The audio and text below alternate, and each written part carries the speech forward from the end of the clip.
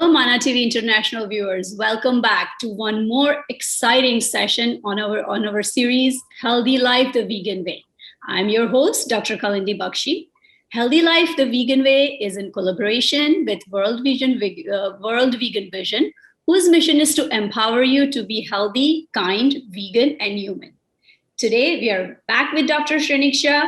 For those who are new, Dr. Shah is a humanitarian and advocate of veganism and a practicing physician in internal medicine for over 35 years. And he is a vegan for over 20 years. He's a firm believer and follower of whole food plant-based diet. And we have Dr. Moiz Kasubhai back here, and he is an associate chair of medicine in an academic medical center with a passionate interest in plant-based nutrition to prevent, reverse, chronic medical conditions, and he's a great advocate of plant-based diet. So today we have a very different angle to this show. So far, if you guys know, we have discussed whys of adopting a plant-based diet, and hopefully by now, all of us have convinced you that this is perhaps the best way to prevent, manage, and reverse major health conditions. We talked about cholesterol, we talked about reversing diabetes, talked about cancers, we talked about obesity and weight management. So today we are going to focus on how do we put veganism in practice? How do we practice veganism in the kitchen? And I'm going to start with Dr. Shah, asking him the basic question or the mantra we have been talking about all this while. What exactly is a whole food plant-based diet?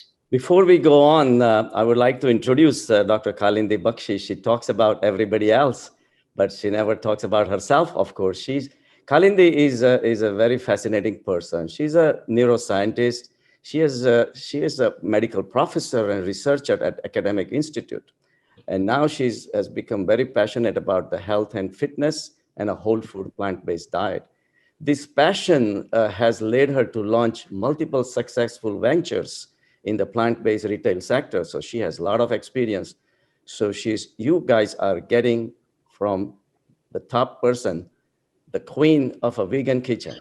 So she's also an advisor, consultant for plant-based product development and marketing. So she has a lot of experience behind this beautiful face. So let's hear what Kalindi has to say. Thank you so much, Dr. Shah, for the great introduction. So as we are familiar, and like you mentioned, see, a lot of people have become really well versed with the vegetable plant-based diet, whole food plant-based diet. People started as vegetarian, they become vegan, and now we're talking about whole food plant-based diet, which is more modifications. So it involves more on a complex carbohydrates, proteins, healthy fats, and all those kind of things.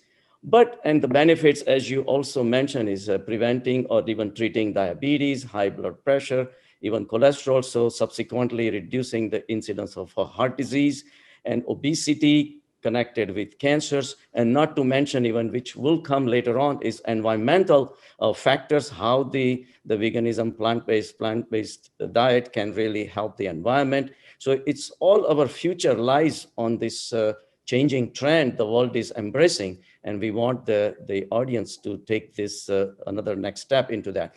But before we go into that, I always recommend 3 mantras for taking any beautiful step in life. First is Shravan, Manan, and Acharan. Shravan is not just listening. It's a beautiful Sanskrit word. It's not just listening, but gathering the information from all your 5 senses, whether you listen or you read or you discuss, whatever you see, all those things has to be absorbed into your mind. And then comes the Manan. Manan is you brood over it. You just don't put it in the action. If you just listen and then put it in the action, your action is not going to last too long. Manan is actually digesting thoroughly inside your mind, putting all the pluses and minuses and pros and cons and all those things. And then comes the acharan. Acharan is the final action. Once the acharan is backed by the proper shravan and proper manan, your acharan will be always pure. And that will be a permanent step in the direction of a whole food plant-based diet. So what do you think? So this is the guideline that we really recommend the listeners to follow. Don't jump in. There are a lot of things we need to do, right, Dr. Moiz? Yes, Dr. Shah, thank you very much. And of course, I completely agree. Kalindi is very well respected. She's very well known. She's done wonderful work and actually done the groundwork for, making the plant-based diet and plant-based nutrition very common and very easily available to many of us out here. Just to add that, I mean, plant-based nutrition, I'm putting my academic hat out here and says that it's the only nutrition that has been shown over the last 20 years to have the maximum amount of research showing that it benefits. It, of course, as you mentioned, decreases all your chronic diseases. Beautiful thing about it is there's a triple aim involved out here. It's good for you, it's good for the animals, and it's good for the planet. So why not use it where it's going to benefit all of us? It's nutritious. You don't have to count your calories on them anymore. You can eat as much as you want. Of course, you can take some time to fast, not to eat all the time, but you can eat as much as you want at a sitting, really. And it's also very filling in satiety. And it is beautiful. It has antioxidants, it has fiber, it has phytochemicals. Your skin starts glowing after this. So I think with all of this, Kalindi, thank you very much, and she's going to guide us how to make the food, what to make it with, and how the pantry should be and how it should look like. Dr. Shah and Dr. Kasubhai, for such kind words.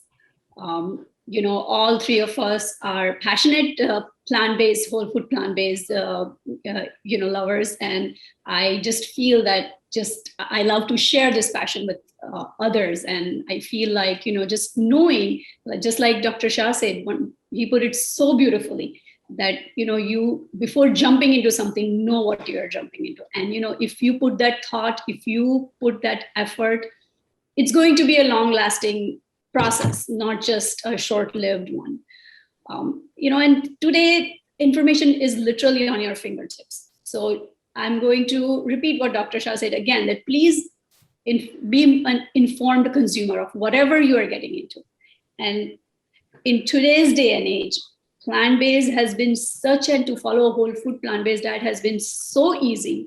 The grocery store aisles are filled with all natural foods, all whole foods. There are bulk beans in grocery stores. So that has become much easier than I think back in the time when both of you probably started, right, Dr. Shah? 20 years, 25 years ago, you had to probably, it was probably as good as you had to forage, hunt for vegan foods, right? Absolutely. So the first thing what I recommend anyone to start with is start with your pantry, of course, start with your kitchen, like look at what items you have in your pantry and either one after another, try replacing them with whole food plant-based items. So I'll give you an example.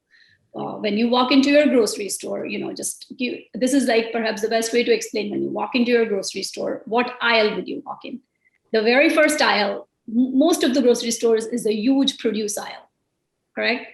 So there you go. That's the biggest aisle probably in the grocery store, produce aisle. Pick your fruits, your vegetables,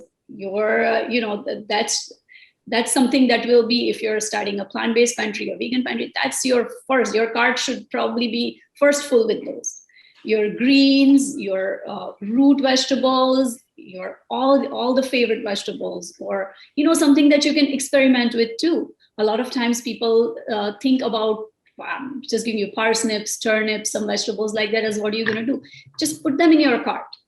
Then when you're navigating through grocery stores, something that a lot of nutritionists and also dietitians recommend, that it's called middle aisle shopping.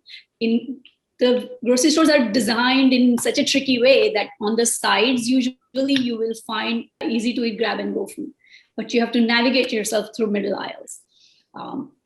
Most of middle aisles you will find your dried beans, grains, lentils. Those will become your staple in the pantry.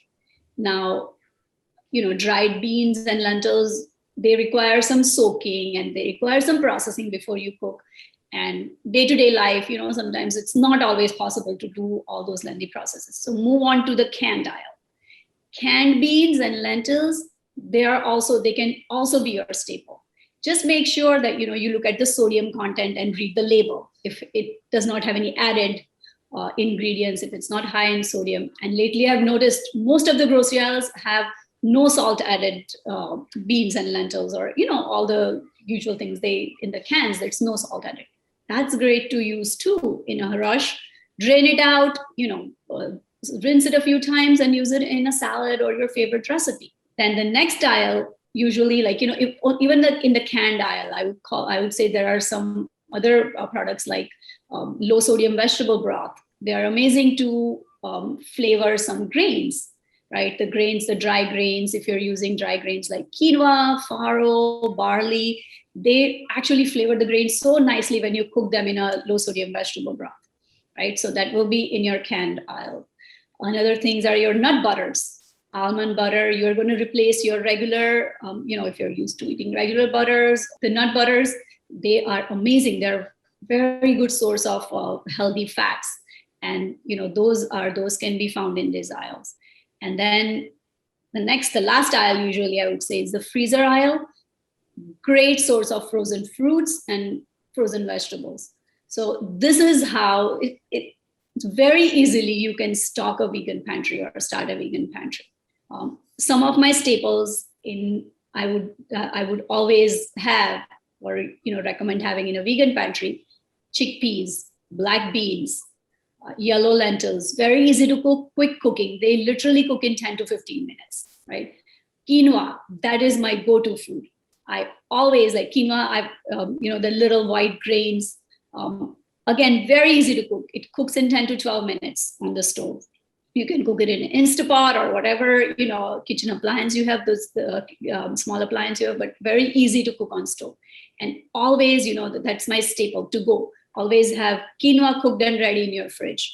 You can add it with anything and add more nutrition, to your plate. So this is like, my grocery shopping, a nice trip to grocery shopping to stack your vegan pantry. These are the aisles and these are the foods that you'll be looking for.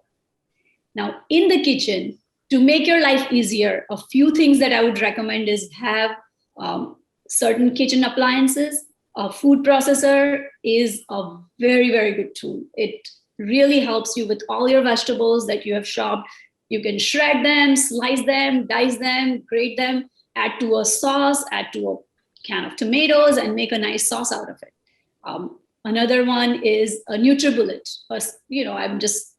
or any small high-speed blender and a large high-speed blender.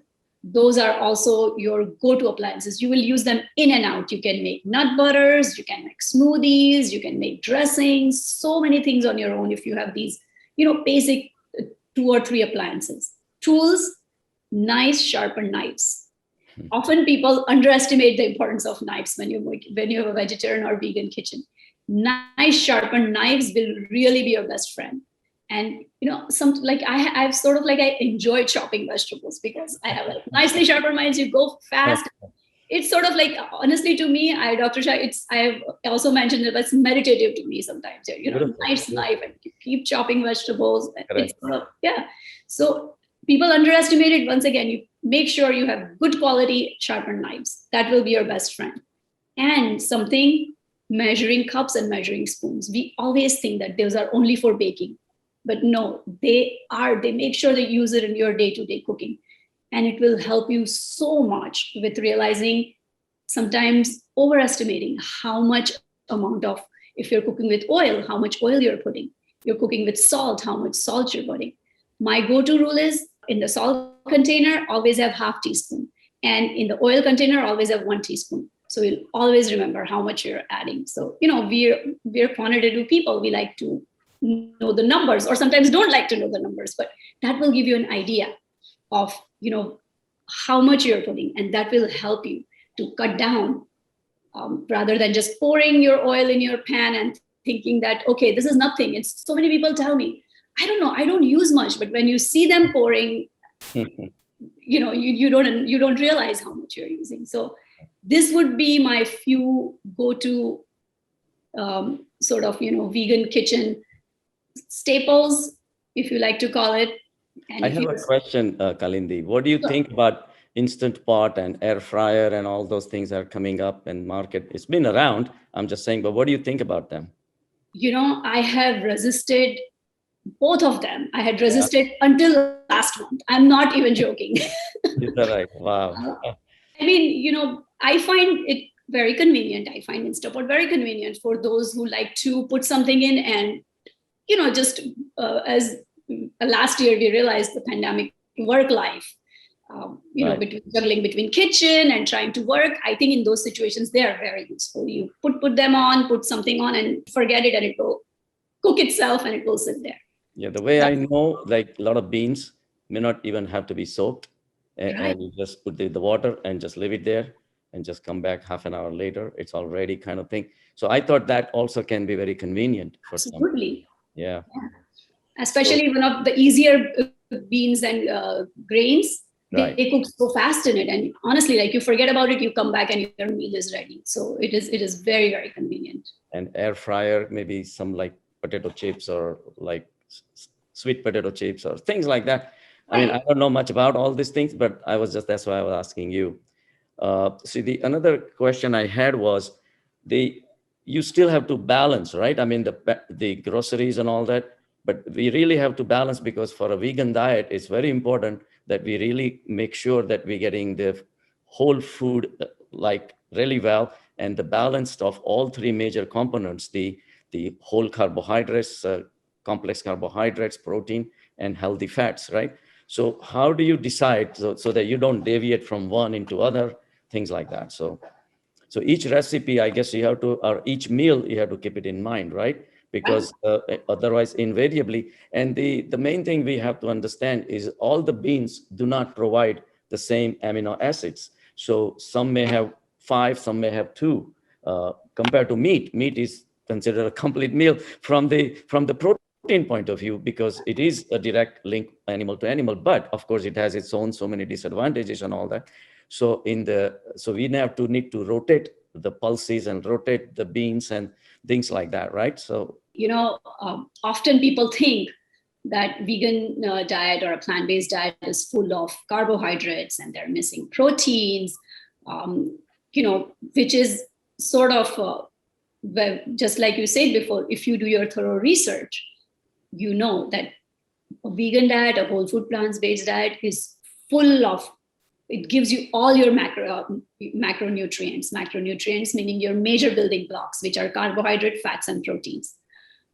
With whole food plant-based diet, having complex carbohydrates is the key.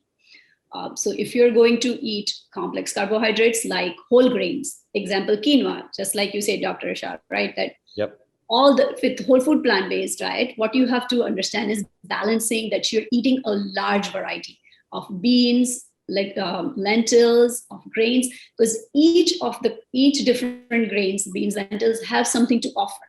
They have something, a new nutrient to offer. So when you bring in variety in your diet, when you try, for example, one night you try yellow lentils, next night you try black lentils, then try brown lentils, all of them will give you different nutrients. And it is extremely important to have variety in your diet. In general, variety, colors, flavors, they make everything exciting. And so they make your plate exciting and they give you a wholesome nutrition. And that's why this entire variety exists, right? That's why I tell my patients, I said, he says, what do I eat? I said, it's the other way around. How you are satisfied with 4 or 5 meats, either you have lamb or chicken or fish or goat, that's it. But God has created so many different beautiful varieties of a whole food plant-based diet, tons of fruits, tons of veggies, tons of everything, nuts and seeds, and everything has a very, very rich variety of plethora of beautiful phytonutrients and everything. And of course, as we already discussed in the past, that whole food plant-based diet is the only diet that will give you plenty of fiber. Like animal food has zero fiber. So you cannot get any fiber. So fiber also, of course, is very important in reducing the insulin. So all this requires a balance so that we all have to keep a very open mind. So that I think is very, very beautiful about the whole food plant-based diet. And the another thing I wanted to mention is the joy. Forget about going to the restaurants. I mean, you can, you will, I know you will, but just cooking and putting all the ingredients together, it's some kind of joy that comes out of it. So little by, again, it takes time, but as you can see on Kalindi's face, she just has a passion for all these things. It can happen. It can happen to everyone, Kalindi, I have another question. So I know we would rather not put any oil in the food that we make and, make food by vegetable broth. That's what I like to do. But let's say we need to put oil. What do you think would be a sort of a good oil to cook with? And some families and some people may actually prefer to put some oil inside. So we have to actually take that into account. So what would you think would be a good oil? And secondly, what would be a good plant-based fat? We're saying absolutely no animal fat. That's really bad. But what is a good plant-based fat? And there are lots of them. So what do you think about it? Oil, I know with whole food plant-based diet, we use either minimal or no oil in cooking. And trust me, people think we are used to thinking oil as a flavoring agent, but it is not. Mm-hmm. You have a plethora of spices around. When you go to grocery stores, add spices to your list or open up your spice cabinet where it's dust, probably spices are catching dust. Then add them to your food. That's the flavor of food. Herbs growing in your backyard, in your garden, or, if you when you go to produce, I'll pick up herbs, cilantro, basil, thyme, wonderful herbs. They are the flavor. They have the flavor. And these herbs, they have essential oils in them. So when you add them to food, the oils are the one that bring the flavor, right? The natural oils that are in the herb.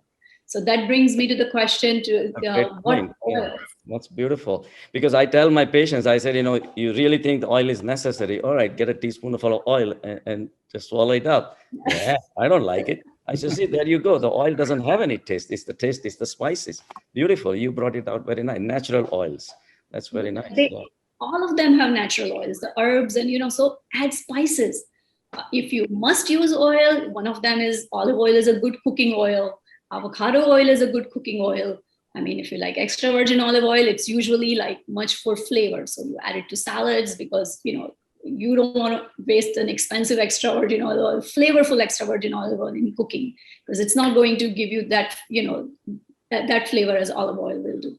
I might have to differ a little bit in the sense, but my research always has come up with the canola oil has the least amount of saturated fat.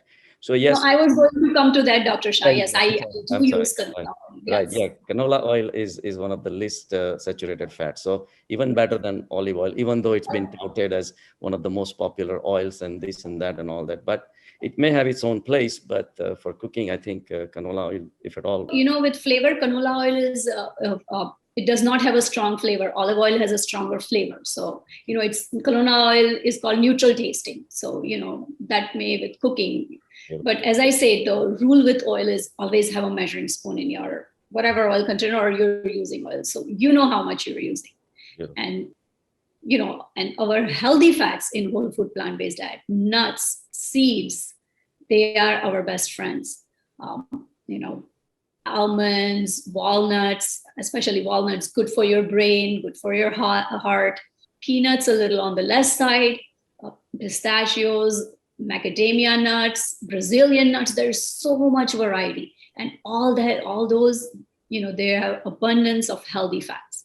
So vegan pantry, nuts are a must, or any pantry, I would say nuts are a must. But the rule of thumb is don't overindulge. They're very easy to overindulge too. Right, Dr. Shah? Would you agree, Dr. Kasubhai? Absolutely. Yeah. Nuts are very good, but you just have to have a balance. But that's what I say, different food groups and different varieties of foods. I think that's the key of the whole food plant-based diet.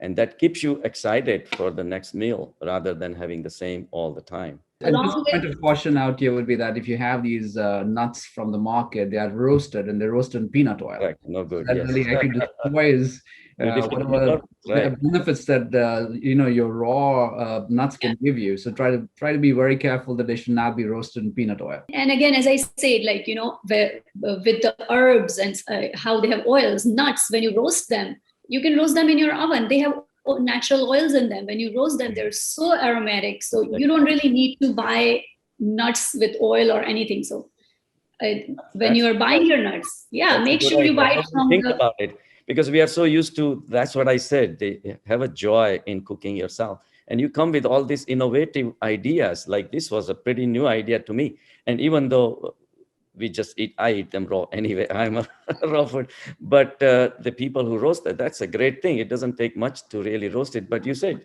they have a natural oil themselves. So why do you have to spray any oil or add any oil? Nothing. It's a wrong belief. So when we bring it, it's salted and sugar and everything and fried and all that. So we like it, we eat it, we never think about. But these are the oils that increases the because they are hydrogenated oils they use and all that. So that leads to atherosclerosis and coronary artery disease. So all those things, I think Dr. Moiz brought a beautiful point. So don't bring the nuts which are roasted and ready-made, create your own. It's a good thing. Yeah. And another thing, like when you buy flavored nuts, like, roast sugar or with spices or anything, right. Yes, they have peanut oil in them. Plus, we had discussed also in the past that these packaged foods themselves are made to get you addicted. So you're not going to stop versus try eating no salt, roasted or raw nuts. You will not overindulge. I like to go on a hike. I was with a few friends the other day, and I carry my roasted chana and home roasted peanuts, right? And people exchange foods, and at the end of the hike, it's tough, or during the hike. So I gave one of the girls with us, I gave her chana and the roasted peanuts, but they had no salt. 1 second, she gives it back to me. Oh no, that doesn't have enough salt. There you go. I said, you're here in the nature. You should eat natural food, but they don't like it. It's training our taste bud. Absolutely. Another misconception, Annie, Kalindi, I think I want to talk more about is the feeling outside our world out here is that vegan food is costlier, that plant-based food takes a lot of time to make. Well, it's absolutely the reversal. it's much faster to make, it's much more nutritious, and is actually cheaper than any other animal protein that you can have right now. Yes, so yes. I think it's a win-win-win for everyone, and especially in busy lives that we all live right now, with kids, with both parents working. This is a food that you can make it very quickly. It's very nutritious. You can use, as Dr. Shah mentioned, multiple ingredients and change it every day. So the kids are not having the same food every day. I'm giving my patients a nice comparison. Say you take a cup of chicken, right? Say it gives you 15 grams of protein. 1 cup of black beans will also give you 15 grams of protein, right? But 1 cup of chicken will give you, I think, 112 milligrams of cholesterol versus black beans, zero cholesterol, right? But then you compare the cost. A cup of chicken might cost you $3. A can of beans is 60 cents. How can you go wrong? How can you go wrong, right? So it's really hands down, the whole food plant-based diet can be very, very reasonably priced. No question about it. So we'll talk about recipes now. So that's where your Wow, expertise that's the most exciting part.